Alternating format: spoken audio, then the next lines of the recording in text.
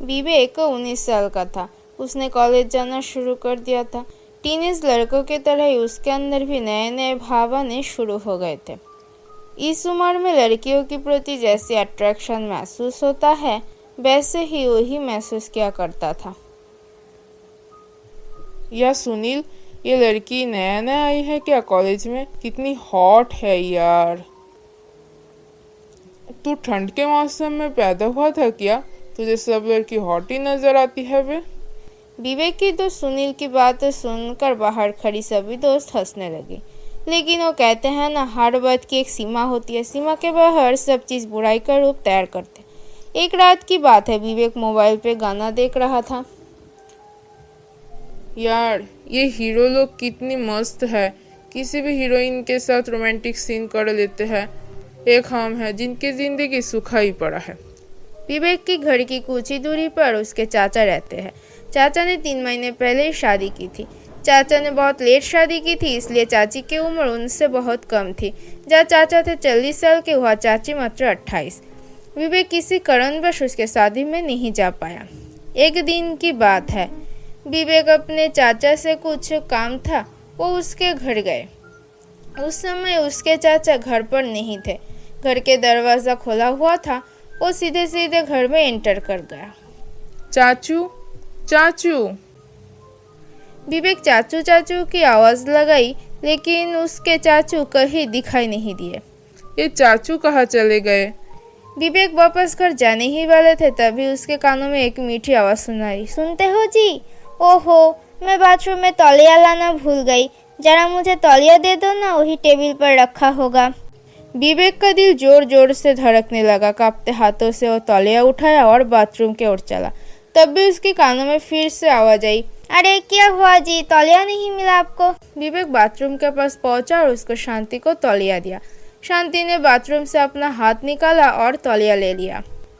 विवेक की नज़र शांति की गोरे गोरे हाथ पर गई तो उसके दिल की धड़कन एक बार फिर से धक धक करके धड़कने लगी। वो अपनी ख्यालों में खोई हुई था। तभी शांति हल्के भीगे बालों में बाथरूम के बाहर निकली। शांति ने एक अनजान लड़के को देखकर घबरा गए। कौन कौन हो तुम, और इस तरह मेरे घर में कैसे घुस आए? मैं अभी शोर मचाऊंगी। शांति चिल्लाने ही वाली थी, तभी विवेक के चाचा वहां आ गए। अरे विवेक, तुम कब आए? शांति जल्दी जल्दी अपने रूम में चली गई। शांति, ये हमारे गांव का ही है। रिश्ते में मैं इसकी चाचा हूँ। चाचा और कुछ कहे कि विवेक उसको नमस्ते की। अरे खुश रहो खुश रहो। बताओ कैसे आना हुआ? तुम आजकल तो मेरे घर के रास्ते भूल ही गए हो। अरे नहीं नहीं चाचू, ऐसा बात नहीं है। वो क्या हुआ, आजकल मैं कॉलेज जाना लगा हूँ ना, तो पढ़ाई का बहुत प्रेशर है। अरे प्रेशर लेके नहीं पढ़ाई करने का, हंसते हंसते करने का। और कोई मुश्किल हो तो सीधा सीधा मेरे पास आ जाना। मैथ्स से लिया है ना? हाँ हाँ, मैथ्स से लिया है। शांति, विवेक बहुत दिन के बाद आए हमारे घर, उसको कुछ खिलाओगे नहीं? नहीं नहीं चाचू, ये कागज देने को कहा था पापा, वही देने आए हूँ, ये लो। विवेक चाचा को पेपर देके अपने घर तो जा रहा था, पर उसका दिल चाची के ऊपर। चाची के गोरे गोरे हाथ और बाथरूम से निकलने के पास भीगे बाल, वही उसके दिमाग में घूम रही थी। चाची तो कितनी खूबसूरत है यार। चाचू और उसका कोई मेल नहीं। फिर पता नहीं कैसे उसने शादी की। उसी रात कंप्यूटर में विवेक कुछ सर्च कर रहा था, तभी एक न्यूज़ पर उसकी नजर गई। चाची और भतीजे में थे प्रेम संबंध। भतीजा चाची को लेकर फरार। विवेक उस खबर की और भी डिटेल पढ़ने लगा। 28 साल की मीना की शादी उससे दुगनी उम्र के शख्स से कर दी गई थी। वो इस शादी से बिल्कुल खुश नहीं थी। इस बीच भतीजा अपने चाचा के पास रहने गया और चाची और भतीजे में हो गया प्यार। उसने साथ जीने मरने की कस्में खाई और फिर एक दिन भतीजा अपने चाची को लेकर फरार हो गया। एक तो विवेक के दिमाग में शांति पहले ही नाच रही थी, ऊपर से इस खबर ने विवेक की आंखों में चमक ला दी। मुझे पता है शांति चाची भी चाचू के साथ बिल्कुल खुश नहीं होंगी। अरे कैसे खुश रह सकते, दोनों में उम्र की इतनी फर्क जो है। वो ये सोच कर सो गए। अगले दिन वो तैयार होकर सेंट लगाकर चाची के वहाँ जा पहुंचा। अगले दिन की तरह संयोग से दरवाजा खुला हुआ था और चाची नहा रही थी। विवेक ने चुपकर चाची को नहाते हुए देखा। उसके गोरे गोरे हाथ पैर, गुलाबी होठ और उसके काले लंबे बाल। चाची तो कहर है कहर। मुझे चाची से अपने दिल की बात कहनी होगी, नहीं तो वो चाचू के साथ घुटती रहेगी। विवेक अचानक से अपनी चाची के सामने आ गई। चाची ने उस हालत में जब विवेक को देखा, वो जोर से चिल्ला उठी। तुम फिर से? अरे चाची धीरे बोलिए ना, इतनी जोर से चिल्लाएंगे तो लोग क्या समझेंगे। विवेक शांति को चुप कर रहने के लिए कह रहा था, तभी विवेक के चाचा वहाँ आ गए। उन्होंने वो दोनों को उस हालत में देखा तो उसका आँख बबूला हो गया और उन्होंने विवेक को खींचकर एक चाटा मारा और वो दर्द से चीख उठा, आह आह। अचानक विवेक की आँख खुल गई। वो बिस्तर पर बैठा हुआ था। उसने ये सब कुछ सपने में देखा था, लेकिन उसका दिल की धड़कन तब भी बढ़ी हुई थी। अरे ये तो सपना था, लेकिन सपना था बड़ा हसीन, जब तक चाचू की एंट्री नहीं हुई थी। कोई नहीं, हम संभल कर काम करेंगे, चाचू की एंट्री कभी नहीं होगी। अगले दिन विवेक अपने चाचू के वहाँ फिर गया। चाची से मिला, लेकिन उनको कुछ कहने की हिम्मत नहीं जुटा पाया। उसके बाद वो लगातार अपने चाचू के वहाँ तब जाने लगा जब चाचू घर पर नहीं होते हैं। वो अपने चाची से हंसी मजाक भी करते, लेकिन चाची से कुछ कहने की हिम्मत नहीं जुटा पाया। एक दिन की बात है। विवेक, तुम्हारी पढ़ाई तो ठीक ठाक चल रही है ना? अब पढ़ाई का प्रेशर तो नहीं है ना?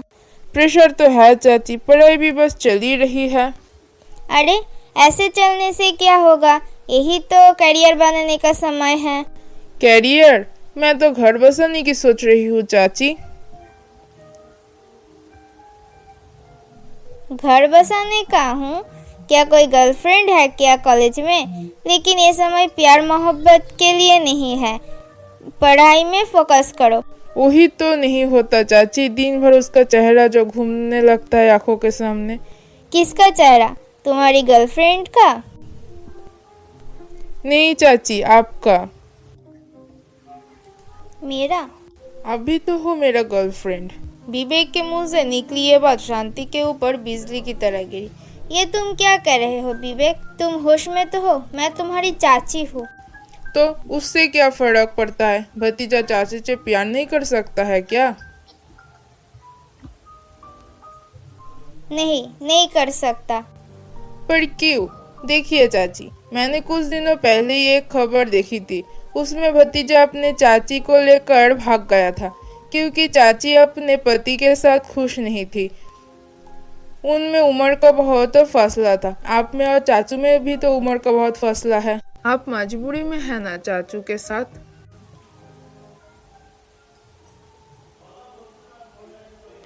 विवेक, तुमसे ये किसने कह दिया कि मैं तुम्हारी चाचू के साथ मजबूरी में हूँ? मैं बहुत प्यार करती हूँ उनसे, बहुत ज़्यादा। लेकिन शायद तुम रिश्तों की मर्यादा भूल गई हो। किसी एक घटना को आधार बनाकर रिश्तों को शर्मसार करने की कोशिश मत करो। अभी तुम्हारी उम्र पढ़ने लिखने की है, इसीलिए तुम उन पर ध्यान दो। और ये हमेशा याद रखना कि हर रिश्तों की एक मर्यादा होती है, उसका उल्लंघन नहीं करना चाहिए। विवेक अपने चाची से अपने किए की माफ़ी मांगने लगा। उसकी चाची ने उसे माफ़ तो कर दिया, लेकिन फिर उसे दोबारा सामने ना आने की नसीहत भी दी। विवेक को अपनी गलती का एहसास धीरे धीरे कर हो गया था। उस दिन के बाद ना तो वो फिर से अपने चाचू के घर गया और ना ही चाची का ख्याल अपने दिल में लाया। उसके कानों में चाची का यही बात हमेशा घूमती रहती, किसी एक घटना को आधार बनाकर रिश्तों को शर्मसार करने की कोशिश मत करो। हर रिश्तों की एक मर्यादा होती है। अगर आपको ये कहानी पसंद आई हो तो जल्दी से हमारे चैनल को सब्सक्राइब करें, वीडियोस को लाइक करें, कमेंट करें और अपने दोस्तों के साथ शेयर करें। Thanks for watching.